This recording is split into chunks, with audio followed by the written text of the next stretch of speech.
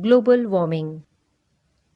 आज के युग में जहां मनुष्य दिनों दिन कई तरह की नई नई तकनीकें विकसित करता आ रहा है, विकास के लिए मनुष्य कई तरह से प्रकृति के साथ खिलवाड़ कर रहा है, जिसकी वजह से प्रकृति के संतुलन को बनाए रखने में बहुत मुश्किल हो रही है। यही असंतुलन कई तरह की समस्याओं को पैदा करता है।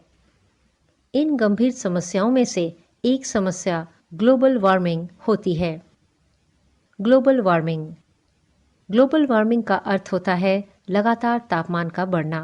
जब कोई परिवर्तन प्रकृति के नियम या शर्त के अनुसार नहीं होता है, उसे ग्लोबल वार्मिंग कहते हैं। ये सभी बदलाव मानव द्वारा प्रकृति में किया जाता है। यह प्रक्रिया वातावरण और धरती को अपने तापमान से ज़्यादा गर्म कर देती है। ऐसी अप्राकृतिक गतिविधियों की वजह से ही धरती का तापमान नियमित रूप से बढ़ता जा रहा है। तापमान के बढ़ने की वजह है अंटार्कटिका और हिमालय पर्वतों की बर्फ लगातार पिघलती जा रही है, जिसकी वजह से समुद्रों का स्तर बढ़ता जा रहा है। अगर ग्लोबल वार्मिंग की वजह से पृथ्वी का तापमान इसी तरह से बढ़ता रहेगा, तो वह दिन दूर नहीं रहेगा जब पृथ्वी नष्ट हो जाएगी। ग्रीन हाउस सभी तरह की गैसों जैसे ऑक्सीजन, हाइड्रोजन, मीथेन, नाइट्रोजन, निपान, हीलियम, कार्बन डाइऑक्साइड होती है। इनका अपना एक प्रतिशत होता है। इन गैसों से जो आवरण बनता है उसे ही ग्रीन हाउस कहते हैं। ग्रीन हाउस पृथ्वी के लिए एक सुरक्षा कवच की तरह काम करता है। जब ग्रीन हाउस असंतुलित हो जाता है, तभी ग्रीन हाउस जैसी बीमारी उत्पन्न हो जाती है। ग्लोबल वार्मिंग के कारण बहुत से कारणों की वजह से ग्लोबल वार्मिंग बढ़ता जा रहा है। जिस तरह से जनसंख्या बढ़ रही है, उस तरह से ग्लोबल वार्मिंग भी बढ़ती जा रही है। मनुष्य के द्वारा संचालित व्यावसायिक क्रियाएं, जिसमें उद्योगों से निकलने वाला धुआं और वाहनों से निकलने वाला धुआं आदि है। मनुष्य द्वारा कार्बन डाइऑक्साइड और सल्फर डाइऑक्साइड दोनों गैसों को घरों में प्रयोग किया जा रहा है। इन गैसों को मुख्य रूप से फ्रिज और एसी में प्रयोग किया जाता है, जिसकी वजह से पानी और वातावरण को ठंडा किया जाता है। लेकिन जब ये गैस वातावरण में मिल जाती है, तो इनका असर उल्टा पड़ जाता है।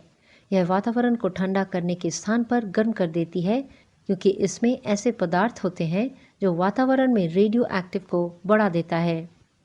प्रदूषण के लगातार बढ़ने की वजह से ग्लोबल वार्मिंग निरंतर बढ़ती जा रही है। प्रदूषण के बढ़ने की वजह से कार्बन डाइऑक्साइड की मात्रा भी बढ़ती जा रही है, जिसकी वजह से ओजोन परत को भी हानि पहुंच रही है। जंगलों की कटाई, फैक्ट्रियों और कारखानों से निकलने वाला धुआं, बढ़ती हुई जनसंख्या और वाहनों के धुएं की वजह से ग्लोबल वार्मिंग का स्तर बढ़ रहा है। ग्लोबल वार्मिंग के प्रभाव। अगर इस तरह से ग्लोबल वार्मिंग बढ़ती रहेगी, तो जो भी बर्फीले स्थान हैं वो पिघलकर अपना अस्तित्व खो देंगे।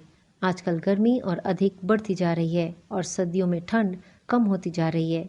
सर्वे का अध्ययन करने के बाद पता चलता है कि पृथ्वी का तापमान धीरे धीरे बढ़ता जा रहा है, जो हमारी सामान्य प्रक्रिया से कहीं ज़्यादा तेजी से हो रहा है। प्रत्येक वर्ष के दौरान तापमान अधिक हो रहा है। ग्लोबल वार्मिंग की वजह से प्राकृतिक आपदाओं के आने का भी खतरा बढ़ रहा है। जंगलों में आग लगने और बर्फ पिघलने की वजह से बाढ़ का खतरा बढ़ जाता है। जो लोग समुद्र तट पर रहते हैं, उनके लिए बहुत अधिक खतरा बढ़ जाएगा, क्योंकि बर्फ के पिघलने से समुद्र का पानी का स्तर भी बढ़ जाएगा। कार्बन डाइऑक्साइड गैस के बढ़ने की वजह से कैंसर जैसी बीमारी हो सकती है। ग्लोबल वार्मिंग की वजह से रेगिस्तान का विस्तार होने के साथ साथ पशु पक्षियों की कई प्रजातियां भी विलुप्त हो रही है।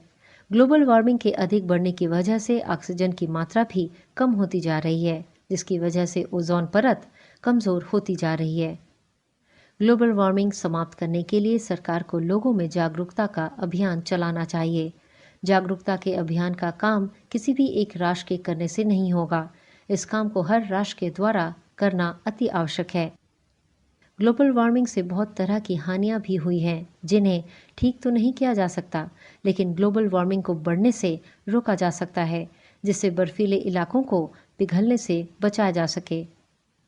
वाहनों और उद्योगों में हानिकारक गैसों के लिए समाधान किए जाने चाहिए, जिससे ग्लोबल वार्मिंग को कम किया जा सके। जो चीज़ें ओजोन परत को हानि पहुंचाती है, इन सभी चीज़ों पर प्रतिबंध लगाना चाहिए।